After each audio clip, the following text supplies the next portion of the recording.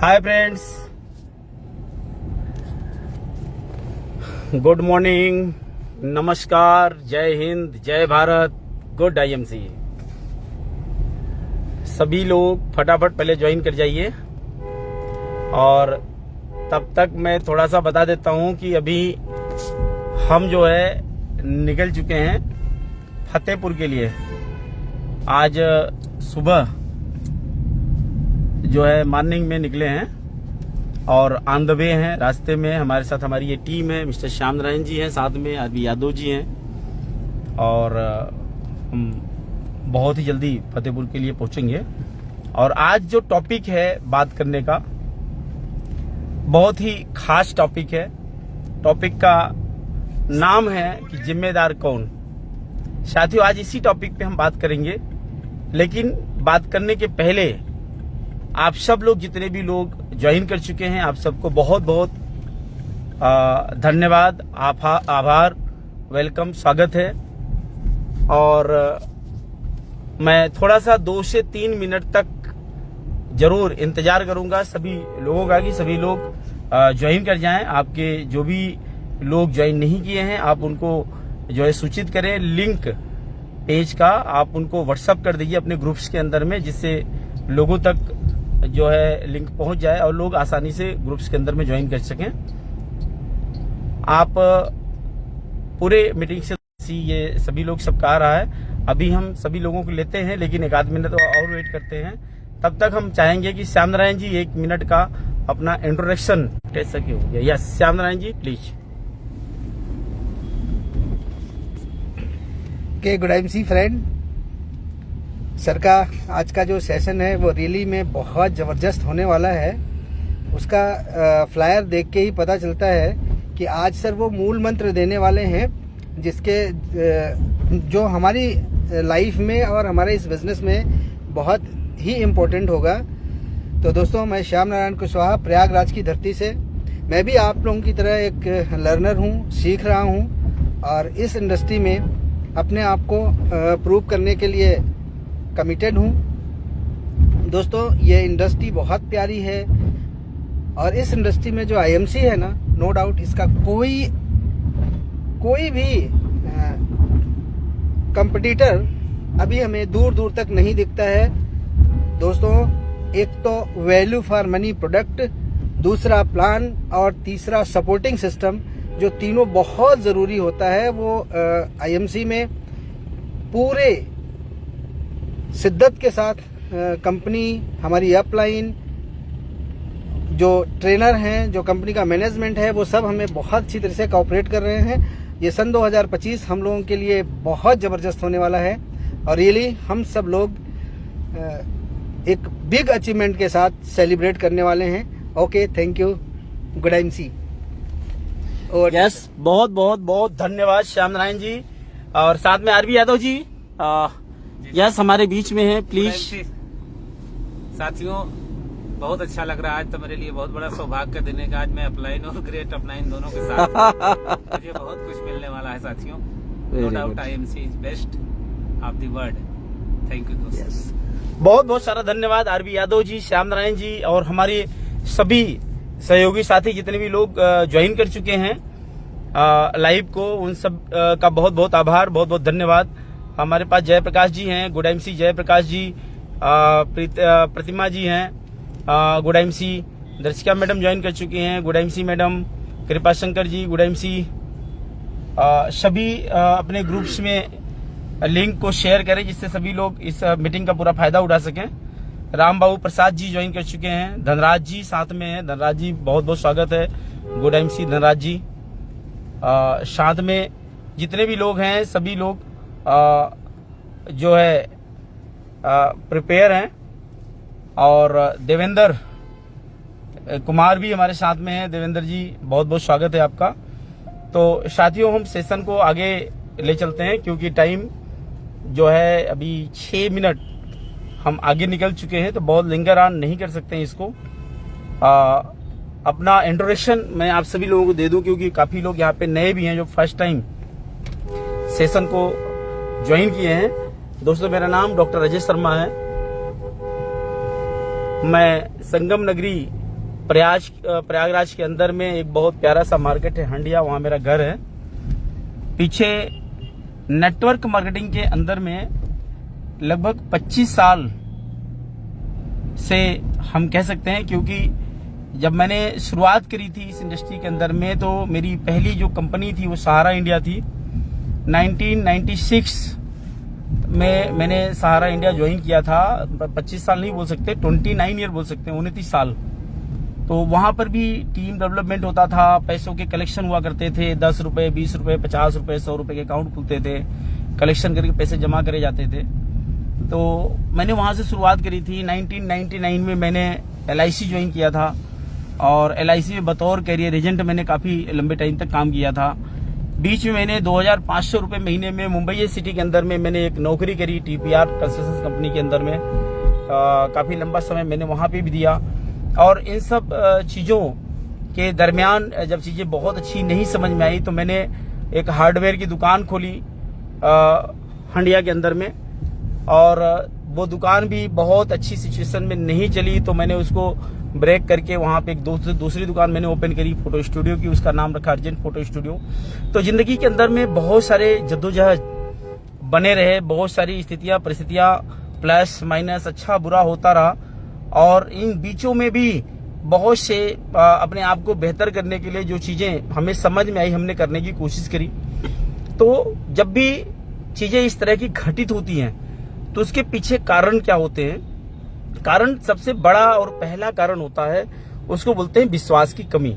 और साथियों, आज मैं जो टॉपिक से बात कर रहा हूं, जो टॉपिक से बात करने के लिए आया हूं, जिसको मैंने सबसे पहले हेडिंग के अंदर में लिखा हुआ है कि जिम्मेदार कौन, तो बाद में हम उसको बताएंगे कि हु इज रिस्पॉन्सिबल, कौन है जिम्मेदार, और ये जिम्मेदारी हमारी कैसे छूट जाती है और हम किस तरह से गलतियां कर जाते हैं, कैसे हम चूक जाते हैं। ऐसा नहीं है कि हमने मेरी जिंदगी के अंदर में हमने माठा नहीं मारे, बहुत सारा काम नहीं किया, भाग दौड़ नहीं मचाए, इधर उधर हमने नहीं देखे, हमने भी करे। तो आज जो लोग कर रहे हैं वो भी कर रहे हैं, गलत नहीं है, क्योंकि वो अपनी एजुकेशन, अपनी नॉलेज, अपनी सामर्थ्य, अपने एक्सपीरियंस के अनुरूप कर रहे हैं। लेकिन हम आप सब लोगों को बहुत स्पष्टली बोलना चाहेंगे कि हमें जब इतिहास पढ़ाया जाता है तो इतिहास किस लिए पढ़ाया जाता है? इतिहास के पन्नों में हर उस व्यक्ति का नाम होता है जो जिंदगी को छोड़ गया होता है, अपने लाइफ के तजुर्बे छोड़ गया होता है, कुछ अच्छा कुछ बुरा कर गया होता है, यानी जो पन्नों में दफन हो गया होता है, उसकी कहानी हम इतिहास के अंदर में पढ़ते हैं। साथियों, क्यों पढ़ते हैं? क्योंकि हमें ये पता चल सके कि किस इंसान ने कौन सा अच्छा काम किया था कि लोग आज उस व्यक्ति को याद कर रहे हैं, और किस इंसान ने बुरा कर्म किया था जिसकी वजह से उसका जो है साम्राज्य का विनाश हो गया, उसका अंत हो गया, उसका नाम तक लोग अपने जुबान पे जब लेते हैं तो बहुत ही हास्यास्पद दृष्टिकोण से या गलत दृष्टिकोण से लेते हैं। तो साथियों, गलतियां जो होती हैं उन गलतियों से सीखना चाहिए। जरूरी नहीं कि हर बार हम गलती करके सीखें। अगर कोई व्यक्ति ये बोले कि दीवार में सिर मारने से दर्द होता है तो आप उसको पूछेंगे दर्द कैसा होता है? अब वो व्यक्ति अपने दर्द का आभास, एहसास या दर्द के बारे में अपने शब्दों के माध्यम से या अपने चेहरे की इंप्रेशन के माध्यम से आपको समझा सकता है कि दर्द ऐसा होता है। लेकिन क्या उस दर्द की एक्चुअल अनुभूति आप कर सकते हैं? नहीं कर सकते। एक्चुअल अनुभूति कब आएगी? जब आप दीवार पे अपना सिर मारेंगे, तब आपको मालूम चलेगा कि आखिर दर्द होता कैसा है। तो दोस्तों, दो चीजें हैं हमारे बीच में। या तो जिस व्यक्ति ने दर्द सहा है उसकी बात मान लीजिए और दीवार पे सिर ना मारिए, या तो आप खुद से सिर मार के देख लीजिए कितनी तकलीफ होती है। तो एक्सपीरियंस होल्डर यानी इतिहास में जो चीजें हैं, या एक्सपीरियंस होल्डर जिन्होंने अपनी जिंदगी के 10 साल, 20 साल, 25 साल, 30 साल जिन्होंने लगाए हैं, अगर उन लोगों ने कोई बातें आपको बताई हैं या बताना चाहते हैं, जो मार्गदर्शन देना चाहते हैं, तो उनके द्वारा दिए गए चीजों का अगर हम अनुसरण कर ले सही तरीके से, तो शायद हम जिंदगी में बड़ी तरक्की हासिल कर सकते हैं। हम उन चीजों से बच सकते हैं उन जिनसे हमारा टाइम खराब हो सकता था, हमारी पोटेंशियल खराब हो सकती है, हमारे कार्य की गुणवत्ता खराब हो सकती है, क्योंकि हम बार बार प्रैक्टिकल के अंदर जाते रहेंगे, जिंदगी में प्रैक्टिकल करते रहेंगे। तो प्रैक्टिकल जब करते हैं तो वहां पे दो चीजें होती हैं, या तो सफल होता है या असफल होता है। लेकिन प्रैक्टिकल के बाद क्या जो प्रोसेस होता है, एक प्रैक्टिकल किया हुआ आदमी आपको बता दे नहीं प्रैक्टिकल करना नहीं है तो मैं ऐसे करो काम हो जाएगा। तो साथियों, जो लीडर्स होते हैं जिन्होंने लंबा टाइम दिए होते हैं तो वो सीधे बोलते हैं कि आप ऐसे करो, आप सक्सेस हो जाओगे। नेटवर्क मार्केटिंग डायरेक्ट के अंदर में जो बात आती है सामने कि मोर देन लोग ये बोलते हैं कि इंडस्ट्री ऐसी है, इंडस्ट्री वैसी है, ये काम के अंदर में जो है लोग फेल्योर ज्यादा होते हैं। साथियों, मैं आप सबको बहुत स्पष्टली बता देना चाहता हूं कि दुनिया का कोई भी एक सिंगल सेक्शन ऐसा नहीं है मार्केट के अंदर में जिस सेक्शन के अंदर में फेल्योरिटी ना हो। लेकिन कोई एक छोटा से छोटा काम भी ऐसा नहीं है जिसके अंदर लोगों ने सक्सेस हासिल नहीं करी हो। तो डिपेंड ये नहीं करता है कि सक्सेस और अनसक्सेस का रेशियो क्या है, डिपेंड यह करता है उस सक्सेस और अनसक्सेस के बीच में आपका कंट्रीब्यूशन, आपका कॉन्फिडेंस, आपका IQ, आपका समर्पण क्या है। और अगर आप पूरे एजुकेशन के साथ, नॉलेज के साथ सही तरीके से लग के काम कर लेते हैं तो फिर आपको तो कोई रोक नहीं सकता, आप बुलंदियों को हासिल कर सकते हैं। दोस्तों, आज मैंने देखा कई सारे लोग ऐसे हैं जो एक किसी अच्छी कंपनी में अच्छे लेवल्स पे काम कर रहे होते हैं, बढ़िया अच्छे तरीके से काम कर रहे होते हैं, अपने लाइफ को बिल्कुल सेट कर रखे होते हैं, 1 लाख 2 लाख 5 लाख रुपए महीने कमा रहे होते हैं नेटवर्क मार्केटिंग में। तो आदमी जब देखता है यार 1 लाख 2 लाख 3 लाख 5 लाख महीना आ रहा है तो उसको लगता है कि मैं तो बहुत बड़ा लीडर हो गया हूं, बहुत ज्ञानी पुरुष हो गया हूं, राइट। तो दो तरह के लोग होते हैं, एक आदमी 5 लाख कमा रहा होता है तो उसी में टिक करके 10 लाख करने के लिए काम करता है, वहीं पे टिक के 15 लाख करने के लिए काम करता है, वहीं पे टिक के 20 लाख करने के लिए इंडिया के अंदर में कई ऐसी नेटवर्क मार्केटिंग डायरेक्ट सेलिंग कंपनियां हैं जो 20-20, 25-25 साल से काम कर रही हैं और उन कंपनियों NCR यानी करोड़ों रुपए महीने के बना रहे हैं, 1-1 करोड़ रुपए महीना लोग कमा रहे हैं हमारे आपके बीच से। साथियों, तो उन्हीं में से कुछ 2, 4, 5 लाख कमाने वाले लोग, 50,000 कमाने वाले लोग, जब उनको ईगो आ जाता है, उनको लगता है कि यार मैं तो बहुत एजुकेटेड आदमी है, मैं तो फाड़ डालूंगा, मैं तो भयंकर तूफान मचा दूंगा, क्रांति ला दूंगा, दुनिया पलट के रख दूंगा, मेरे अंदर तो एक तूफान आ गया है, मैं बस अब अगर ये मैंने शुरू कर दिया तो मैं ये उखाड़ के फेंक दूंगा। ये जो लोगों के अंदर में आ जाता है तो ये लोग क्या करते हैं, ये 2-3 तरह से मार्केट के अंदर में काम करते हैं। पहला, वहां से जो प्रीवियस कंपनी होती है उसको छोड़कर किसी दूसरी कंपनी के अंदर में सेटिंग की तलाश करते हैं। दूसरा, कोई दूसरी कंपनी जब स्टार्ट होती है तो कहते हैं कंपनी में पहली आईडी मिल जाए, टॉप पे हम जुड़ जाएंगे तो हम कंपनी के टॉप लेवल पे चले जाएंगे, हम बड़े आराम से 20-25-50 लाख रुपए महीना कमा लेंगे। तीसरा, उसी में से कुछ लोग आते हैं कंपनी बना लेते हैं, 2, 4, 5 लोग मिलकर के पार्टनर बनके कंपनी बना लेते हैं। और आज मैं बता दूं, उदाहरण के लिए भी कंपनियां नहीं मिलती हैं, उदाहरण के लिए भी कंपनियां नहीं मिलती है जो स्टेबल हो करके लंबे टाइम तक काम करती हो, क्योंकि पार्टनरशिप का काम अक्सर करके टूट जाता है 99%।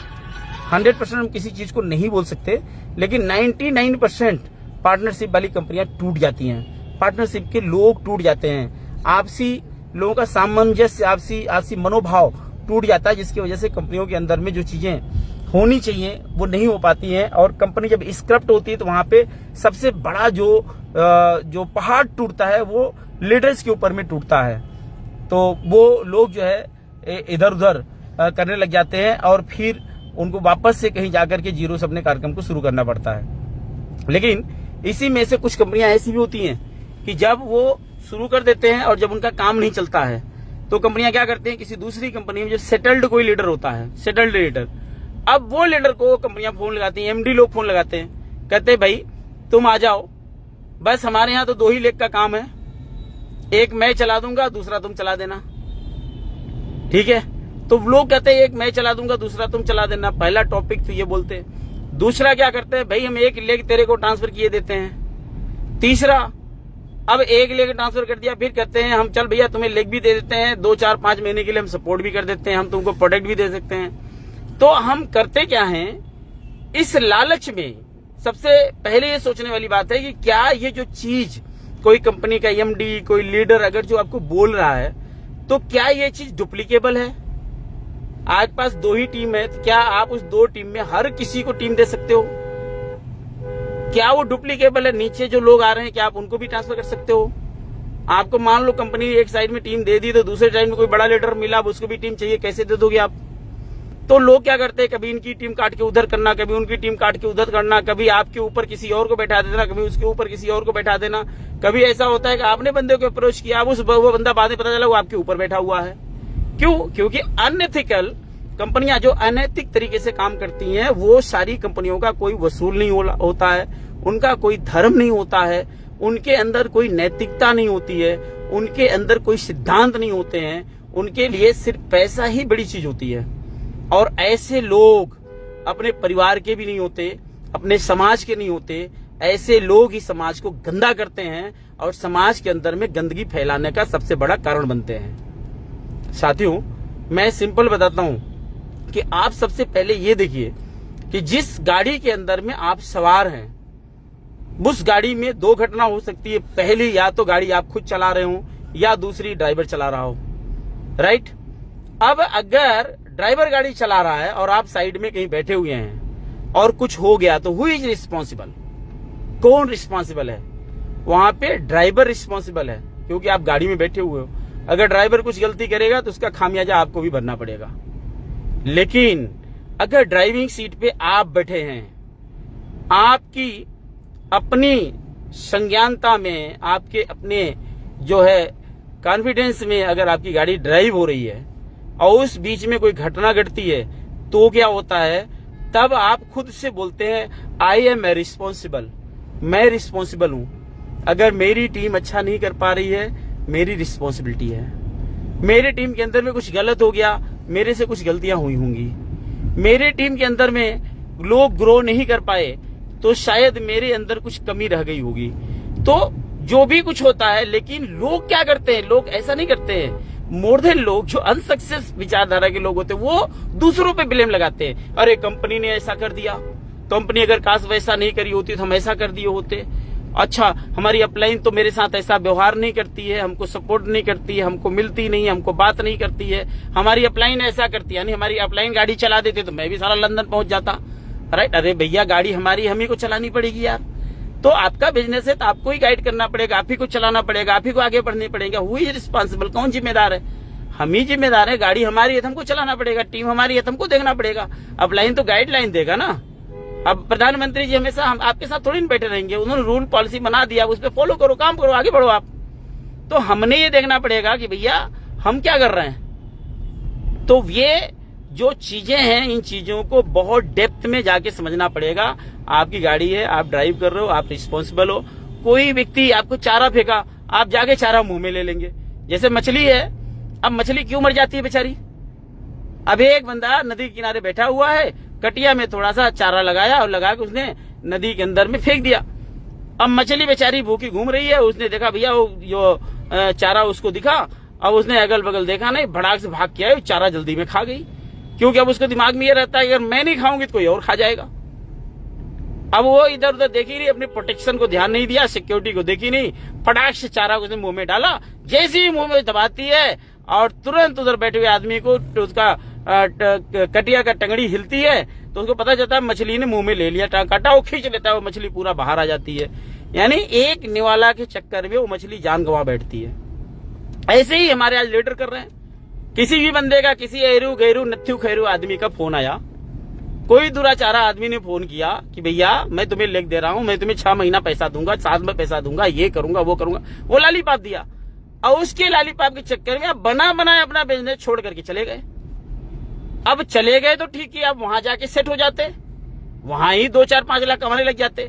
मैंने मेरी जिंदगी में देखा, जितने भी लोग ऐसे पापात्मा लोगों के चक्कर में पड़े, फिर से मैं बोलता हूं दोबारा, पापात्मा लोग, ये पापी प्रवृत्ति के लोग हैं जो दूसरी कंपनी के लीडर्स को गलत लालच दे करके, झांसा दे के अपने साथ बुलाते हैं। अब बुलाने के बाद उस बेचारे का मर्डर करके छोड़ देते हैं। मर्डर मतलब क्या होता है? भाई तुम ले गए तो ठीक किया, उसको पालो पोसो, बड़ा करो, खिलाओ पिलाओ, उसकी प्याउट बड़ी करो, वो भी नहीं करते हो। बेचारे 2-4 महीने बाद, 6 महीने बाद, साल भर बाद, 2 साल बाद मैं देखता हूँ उसी हालात में या उससे भी बदतर हालात में पहुंच चुके होते हैं। एक तो सेट बिजनेस था उसका, वो बेचारा कर रहा था, तुम जाके उसको जो अंगुली करके उसको नुकसान कर दिए, उसको दिग्भ्रमित कर दिए। अच्छा, आप भी दिग्भ्रमित हो गए। अब दिग्भ्रमित होके गए तो जाने के बाद क्या हुआ, अपनी ही पेट के अंदर में आपने खुद से चक्कू मार लिया। तो मैं इसीलिए आज के सेशन का टॉपिक ही रखा हुआ था कि हु इज रिस्पॉन्सिबल, यानी कौन रिस्पॉन्सिबल है, कौन जिम्मेदार है।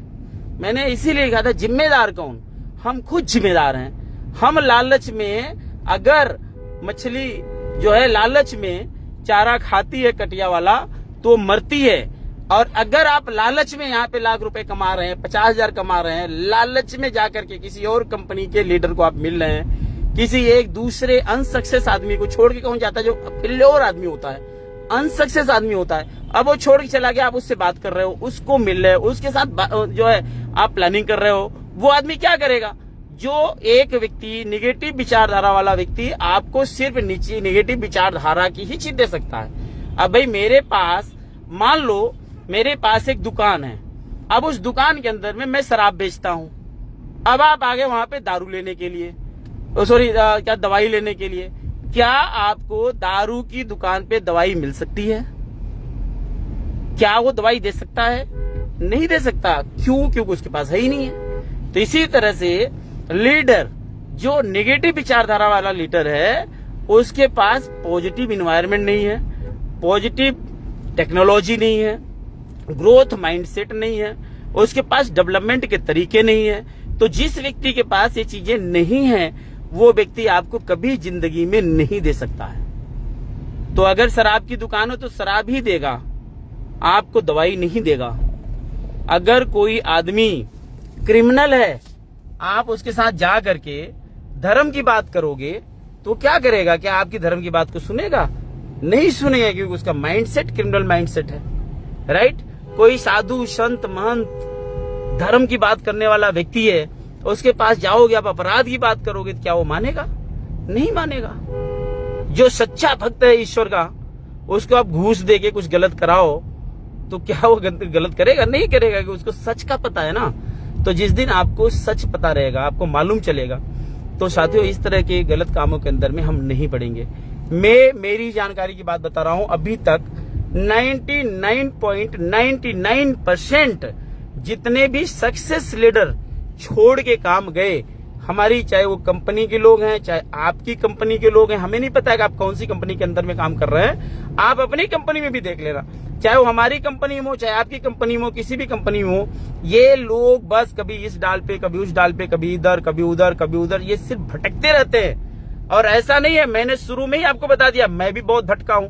क्यों भटका हूं? क्योंकि मुझे रास्ता दिखाने वाला शुरू में कोई नहीं था। राइट? ऐसा नहीं था, चीजें सही नहीं थी, उस टाइम में बहुत सारी चीजें सही थी। मैंने हार्डवेयर की दुकान खोली, मेरे बाजू में जो लोग हार्डवेयर की दुकान खोले थे वो आज करोड़ों में खेल रहे, उनकी दुकानें चल गई। लेकिन उसके बाद कितने लोग दुकान खोले, उनकी नहीं चली, मेरी नहीं चली, मैंने बंद कर दिया। उनके बगल में बात कर रहा हूँ। मैंने जहाँ फोटो स्टूडियो की दुकान खोली है, वहां से 100 मीटर की दूरी फोटो स्टूडियो की दुकान है। आज वो लोग अपनी लाइफ अच्छी व्यतीत कर रहे हैं फोटो स्टूडियो से। मैं नहीं चला पाया, मेरा अपना टैलेंट नहीं था, एक्सपीरियंस नहीं था, अनुभव नहीं था। वो लोग चला रहे हैं, क्या मार्केट के अंदर नहीं लोग काम कर रहे हैं? साथियों, तो पीछे क्या हो गया, लोग जानते, इस पे भी तंज कसते हैं कि भैया पहले तू अपना दामन देख ले। हाँ भैया, मेरा दामन है, मैंने भी अपनी जिंदगी के अंदर भाग दौड़ करी, लेकिन मैंने तजुर्बा लिया, और तजुर्बा लेकर के मुझे ये चीज पता चला लास्ट में कि यार टिक के करना पड़ेगा, लग के करना पड़ेगा। अपने जिंदगी के कीमती जो टाइम है, जो कीमती टाइम है, वो किसी एक कंपनी, एक प्लेटफॉर्म पे, एक जगह पे हमको लगाना पड़ेगा। एक को जानो, एक को मानो, एक के हो जाओ वाले सिद्धांत पे हमको काम करना पड़ेगा। हमारे पास जो है उसका हमें आदर करना पड़ेगा, सम्मान करना पड़ेगा, रिस्पेक्ट करना पड़ेगा। हमारी मैनेजमेंट का आदर, हमारी कंपनी का आदर, हमारे एमडी का आदर, हमारे लीडर का आदर, हमारी टीम का आदर, हमारे जो क्या कहते हैं कि प्रोडक्ट्स हैं उनका आदर, हर चीज का हमें आदर और सम्मान करना पड़ेगा। तब जाके हम बेहतर कर पाएंगे। हम हर चीज को शक की निगाह से देखेंगे। अगर हम मदर फादर को भी शक की निगाह से देखेंगे तो मदर फादर भी जो है, उनके अंदर भी कमियां हमको नजर आ जाएंगी, उनसे भी हमारे संबंध खराब हो जाएंगे। तो हमें इनको सही करना पड़ेगा। एक बारी मैं एक छोटी स्टोरी बताता हूँ। एक बारी एक किसान था। अब वो किसान खेत में खूब मेहनत करता था। हर साल वो किसान की फसल बहुत अच्छी उगती थी। अब गांव वाले आजू बाजू के लोग बड़े परेशान होते थे, कहते यार ये किसान ऐसा कैसा किसान है कि हर बार इसकी फसल अच्छी होती है, बाकियों की फसल खराब हो जाती है। तो लोग भाग के आए, उस किसान के पास बैठे। उन्होंने कहा कि भाई आप मुझे ये बताओ कि आपकी ही फसल इतनी अच्छी हर बार कैसे हो जाती है। तो उन्होंने कहा भैया मैं कभी किसी में दोष नहीं निकालता, ना तो मैं अपनी मिट्टी में दोष निकालता हूं, जहां पे हमारा खेत है, जमीन है, जो है, मैं कभी उसके अंदर दोष नहीं निकालता हूं। मैं ये देखता हूं कि उसके अंदर अच्छा क्या हो सकता है। मैं कभी बीज के अंदर में दोष नहीं निकालता। मैं ये देख सकता हूं कि उन बीजों के अंदर में हम अच्छा क्या कर सकते हैं। हम कभी प्रकृति पे दोष नहीं निकालते कि काश बारिश इस टाइम हो गई होती, या फिर आधी इस टाइम में आ गया होता, या मौसम इस टाइम में ऐसा हो गया होता। हम उनको दोष नहीं देते। हम ये देखते हैं कि इस मौसम में भी हम अपनी फसल के लिए बेहतर क्या कर सकते हैं। तो उन्होंने कहा कि हम हर हालात में चीजों को सही करने के पीछे लगे होते हैं। हम कंप्लेन के पीछे नहीं लगे होते हैं। हम आलोचना के पीछे नहीं लगे होते हैं। हम कभी भी किसी के ऊपर दोष लगाने के ऊपर ध्यान नहीं देते हैं। हम ध्यान सिर्फ इस बात पे देते हैं कि हम इसको सही कैसे करें। साथियों, सेम प्रोडक्ट सेम कंपनी के अंदर में एक आदमी लग के काम करता ही चला जाता है।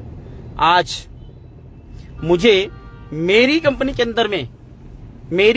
अंदर में मुझे 12.5 साल हो गया लगातार कंटिन्यूअस इफेक्टिवली हम कंपनी के अंदर टिके रहे।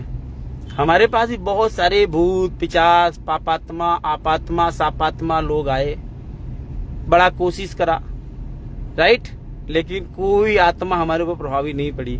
मैं टिक करके कल भी करता रहा, आज भी करता रहा। साथियों, कोई भी, मैं बार बार अपनी मीटिंग में, ट्रेनिंग में, सेमिनार में, फंक्शन में, अपने वर्कशॉप में, अपने क्या कहते हैं कि ओपन मीटिंग के अंदर में, होम मीटिंग के अंदर में हर बार लोगों को बताता हूं, हर बार, कि भाई अपने पे भरोसा करो, अपनी कंपनी पे भरोसा करिए, अपने प्रोडक्ट पे भरोसा करिए। कोई भी व्यक्ति आपको दिग्भ्रमित करने की कोशिश करे तो उसको अपने से दूर रखिए। अगर वो आपके घर में शकुनी मामा रहेंगे तो गड़बड़ी आएगी। आपके घर में मंथरा देवी रहेंगी तो गड़बड़ी आएगी। तो माता मंथरा से मुक्ति पाओ, शकुनी मामा को भगाओ और जिंदगी में तरक्की को अपनाओ। साथियों, फिर मैं आप लोगों को लास्टली बोलना चाहता हूं कि जीवन का जो टारगेट है, लक्ष्य है, वो बहुत स्पष्ट और क्लियर होना चाहिए। और जिंदगी में कभी किसी को दोष मत देना। और ये जो लोग हैं मार्केट के अंदर में गलत तरीके से काम करने वाले लोग, इनके अंदर अगर कैपेसिटी होती और काम करने का हुनर रहा होता तो हिंदुस्तान की 140 करोड़ पॉपुलेशन में बाहर निकल करके आम आदमी को सही गाइडेंस देते और लोगों को सही रास्ता दे के आगे बढ़ाते। साथियों, मैं आप लोगों को बोलना चाहूंगा कुछ ऐसे 5 स्टेप, जिन 5 स्टेप की वजह से आप जो है अपने आप को बहुत बड़े ऊंचाइयों तक लेके जा सकते हैं। सबसे पहला, पावरफुल माइंडसेट। आपके बिजनेस के अंदर में बहुत ही स्ट्रांग एंड पावरफुल माइंडसेट आपके पास होना चाहिए। और अगर स्ट्रांग एंड पावरफुल माइंडसेट आपके पास में है तो आपको फिर कोई भी आदमी दिग्भ्रमित नहीं कर पाएगा। आपके बिजनेस को लेकर के, आपकी कंपनी को लेकर के, आपके काम को लेकर के बहुत पावरफुल माइंडसेट आपके पास होना चाहिए। और इतना ज्यादा आपका फेथ बड़ा होना चाहिए, स्ट्रांग जो है आपका कॉन्फिडेंस होना चाहिए कि कोई भी व्यक्ति आपके दिमाग को हैक न कर सके, मिसगाइड न कर सके। मैं अभी कई बार मैं फील्ड में जाता हूं तो कई लोगों के घर पे भी जाना हो जाता है, तो वहाँ पे जो स्टूडेंट छोटे छोटे रहते हैं बच्चे आज के टाइम में, तो वो चाहे कक्षा 1 क्लास के हो, 2 क्लास के हो, 3 क्लास के हो, 5 क्लास के हो, छोटे बच्चे मिल जाते हैं। तो उनको हम अक्सर करके पास बुलाते हैं। बुलाने के बाद उनको बात करते हैं, उनका नाम पूछते हैं, फिर उनको पूछते हैं कि बेटा तुम क्या बनोगे। तो जब हम लोग पढ़ाई करते थे तो हम लोगों को मालूम नहीं होता था कि डॉक्टर, इंजीनियर, प्रोफेसर, ये वो, IAS, PCS, इनकी क्या वैल्यूएशन है। अब मालूम क्यों नहीं होता था? क्योंकि हम प्योर गांव में हुआ करते थे, और प्योर गांव में होने पे लोग इन सब चीजों की चर्चा ही नहीं करते थे। लोग चर्चा क्या करते थे? किसी तरह से कौनो नौकरी मिल जाए, तो ये चर्चा होती थी। और ज्यादातर चर्चा ये होती कि नौकरी मिल जाए भैया, बस कोई भी मिल जाए। तो कभी IAS PCS के बारे में तो आदमी सोच भी नहीं पाता था, मतलब पता ही नहीं होता चीजें होती क्या है। जब तक मालूम चला तब तक बहुत चीजें बहुत पीछे हो चुकी थी। तो वैसे हालात, सिचुएशंस बने नहीं, उस पर माइंडसेट किया जाता। लेकिन आज के समय में हम ये देख रहे हैं कि आज की गार्जियंस, जो गार्जियनशिप है, जो पढ़ी लिखी गार्जियन है, वो इतने जीनियस हो गए हैं कि आज अपने बच्चों को डे 1 से समझा रहे हैं कि बेटा तुम्हें क्या करना है। तो बच्चों को जब मैं पूछता हूँ बेटा तुम क्या बनोगे, तो बच्चे जो बहुत स्पष्ट बोलते हैं कि सर हमें ना डॉक्टर बनना है, हमें IAS PCS बनना है, हमें जो है बॉर्डर पे देश की सेवा के लिए जाना है, कर्नल बनना है, या फिर हमें जो है कलेक्टर बनना है। तो उनका बिल्कुल क्लियर रहता है, बहुत स्पष्ट बताते हैं कि मुझे ये बनना है। कई बच्चे बोलते हैं मुझे तो पायलट बनना है। तो उनका बहुत क्लियर है, बचपन से शुरू से ही बहुत स्ट्रॉन्ग माइंड सेट। अब जाकर अगर उनको मिसगाइड करने की भी कोशिश करते हैं तो उनको मिसगाइड हम नहीं कर पाते हैं, क्योंकि उनका माइंड सेट बहुत स्ट्रांग है। तो अगर आपके बिजनेस के अंदर में आप आ गए हैं, पीछे क्या था क्या नहीं था कोई फर्क नहीं पड़ता। अभी हम बैठे हैं, हमें फोन लगाइए, मेरा फोन हर जगह विजुअल है।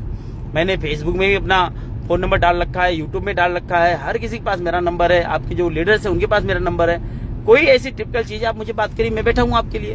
हम जूम पे आ रहे हैं, फेसबुक पे आ रहे हैं, फिजिकल मीटिंग कर रहे हैं, व्हाट्सअप कर रहे हैं, आप मिलो हमको आकर के, तो आपको हम रास्ता बताएंगे कैसे हम आगे बढ़ सकते हैं आगे।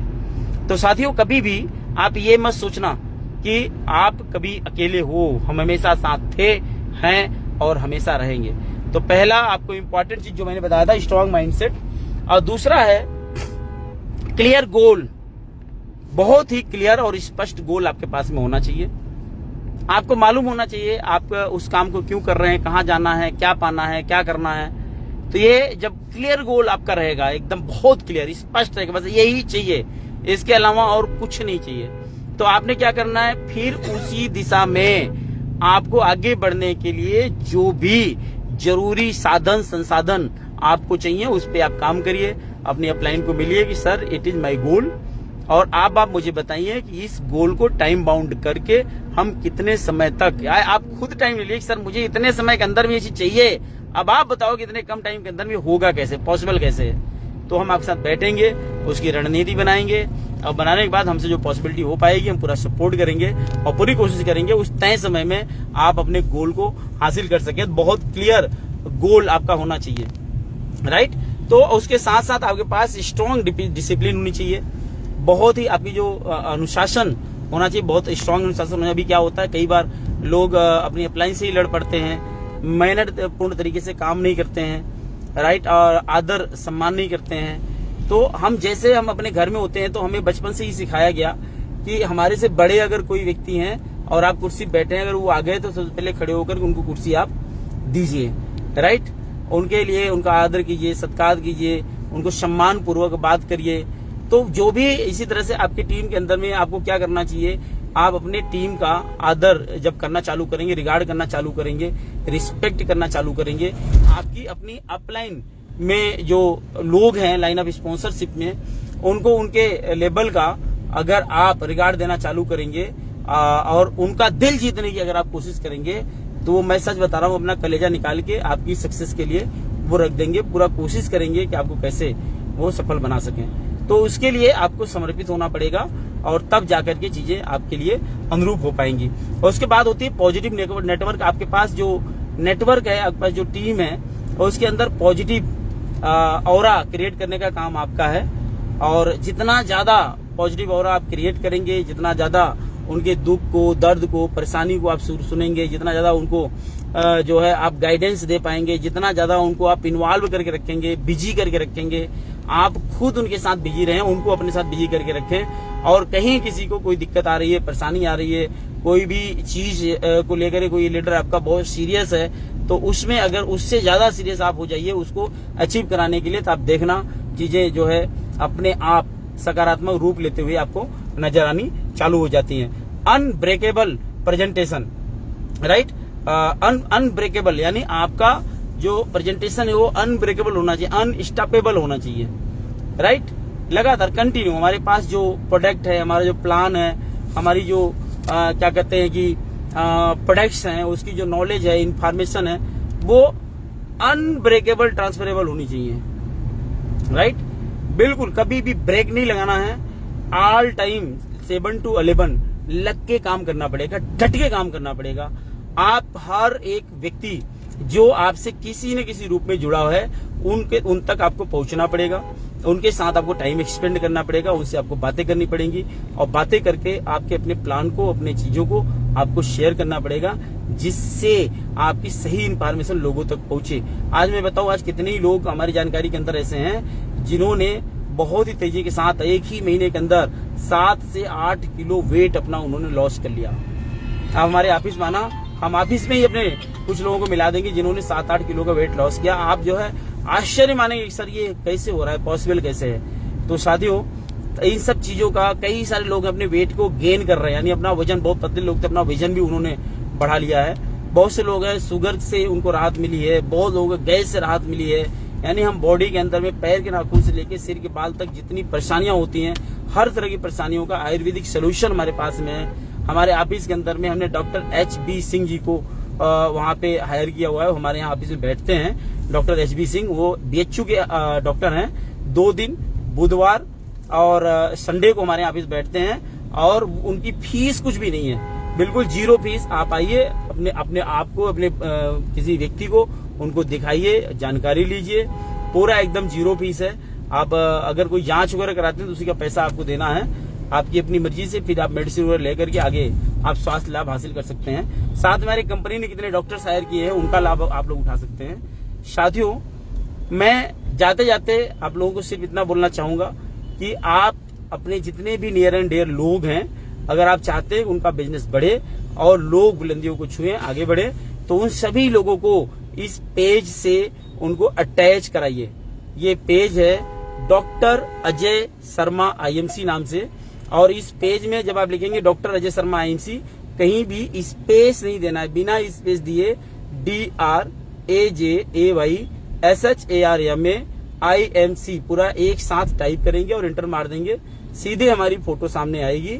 आप पेज को फॉलो कर लीजिए और फॉलो करने के बाद आप पेज से अटैच हो जाइए।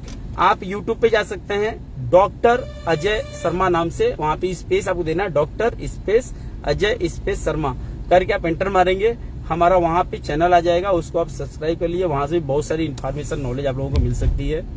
बाकी आप लोगों से मिल करके, बातें करके वास्तव में दिल से बहुत अच्छा लगता है। हर रोज हमारे साथ आप लोगों का जो है सहयोग रहता है, और जितने भी लोग यहाँ पे अभी प्रेजेंट टाइम में ज्वाइन किए हुए हैं, लाइव है, आप सबका मैं दिल से, हृदय से बहुत ही आभार व्यक्त करता हूँ। और मैं ईश्वर से कामना करता हूँ कि आप लोग अपनी बुलंदियों को जो है हासिल करें, अपने ड्रीम्स को पूरा करें, अपने लाइफ को बेहतर बनाएं। जहां कहीं भी हमारी जरूरत पड़े आप हमें याद करें, हम आपके साथ बैठे हैं। तो साथियों, बहुत बहुत सारा धन्यवाद, थैंक यू। बहुत जल्दी हम फिर मिलेंगे। गुड IMC, जय हिंद, जय भारत।